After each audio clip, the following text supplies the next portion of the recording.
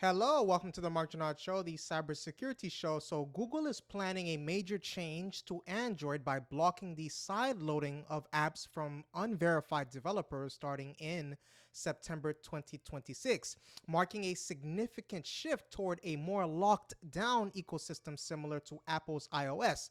Now, Google will basically require all Android app developers, even those distributing apps outside the Play Store to verify their identities through a new console before their apps can be installed on most certified Android devices. So this means that if a developer isn't registered and verified by Google, their apps, including APKs that are side-loaded, will no longer work on certified devices like most phones, tablets, and TVs that use Google services. So the reason why Google is doing this is because Google's developer verification will likely reduce malware by forcing accountability and making it harder for bad actors to distribute malicious apps, but it could also block some legitimate apps, especially those from developers who wish to remain anonymous or cannot or will not comply with the process. Now, basically, how it works is the verified identity requirements make it much more difficult for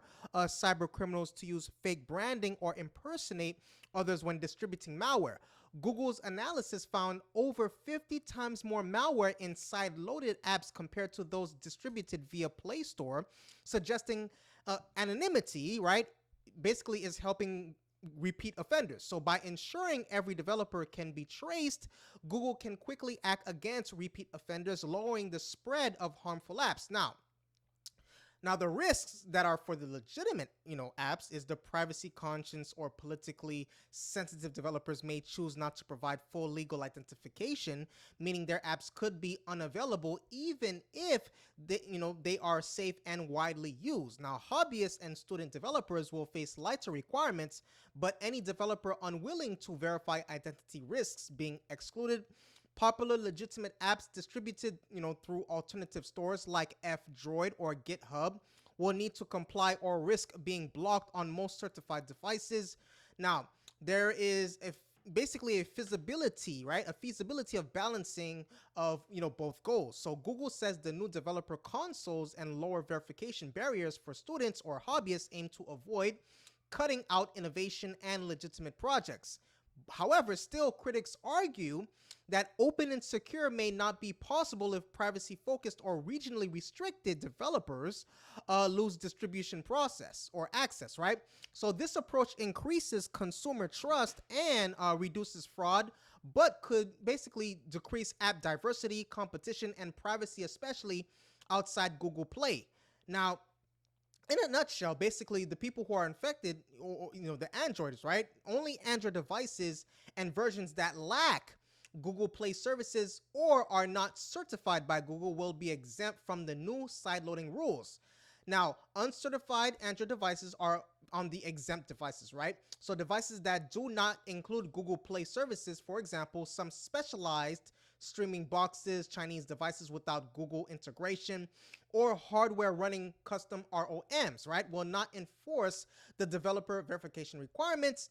Custom ROMs, however, like phones and tablets running open source Android builds without official Google certification and Play services are unaffected. Now, legacy and unsupported devices are a little bit of a different story, right? Older Android phones or tablets left without Google updates are stripped of Play services, may remain exempt if they are not certified. Now, in regards to non-exempt devices, virtually all mainstream Android phones and tablets, if the device uses Google Play services, which is standard basically outside of China, right, it is considered certified, meaning side-loaded apps must now be from verified developers. So Android TV and Google TV is involved here too. Most streaming devices and smart TVs running certified versions will require verified apps, but niche or regionally specific boxes lacking Google certification will be exempt, right? Now, the versions, again, the new rules apply by default on all recent and upcoming Android versions with Google Play services. There's no specific version cutoff, so the rule is tied to certification and Play services, not Android OS version. Now, the timeline, right? It starts basically September 2026 in Brazil, Indonesia, Singapore, and Thailand. Now, the global rollout will be planned, for 2027. Now, there are some implications and criticism, right? Not everybody likes this.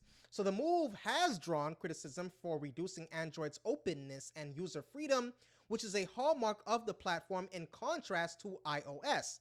Now, while intended to boost security, users are basically and developers are concerned about the loss of control and privacy as well as increased gatekeeping by Google.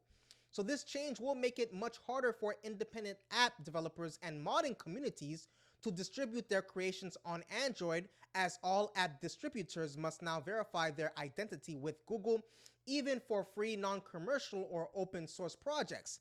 Now, there are some impacts on the independent developers as well. So many indie and hobbyist developers value privacy and may be uncomfortable or unable to provide personal identification to Google, potentially losing access to Android users on most devices. The process creates barriers, basically to entry for new developers or those seeking alternative distribution methods beyond the Play Store.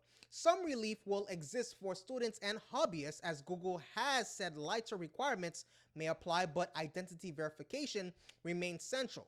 Now, there is also impact on modding communities as well. So many mods and customizations originate from anonymous or semi-anonymous communities. There's a mandatory verification that threatens their ability to freely distribute and share mods, especially those not intended for commercialization. Modding relies on open collaboration and rapid iteration, which could slow, due to administrative hurdles, reduce policy, and fewer distribution channels, right? Modding communities may fragment. Those basically willing to comply with Google might survive, but at the cost of lost anonymity and possibility increased gatekeeping. Now, there are broader consequences that play in effect here. The spirit of open innovation and creativity that has, made Android or, gaming and software communities so vibrant will be diminished on certified Android devices. The alternatives, like desktop platforms or devices without Google services, may see increased use for such projects, but reach will drop automatically. So Google's move will likely restrict the reach and diversity of independent developers and modding communities on Android, potentially stifling grassroots creativity and privacy-focused innovation.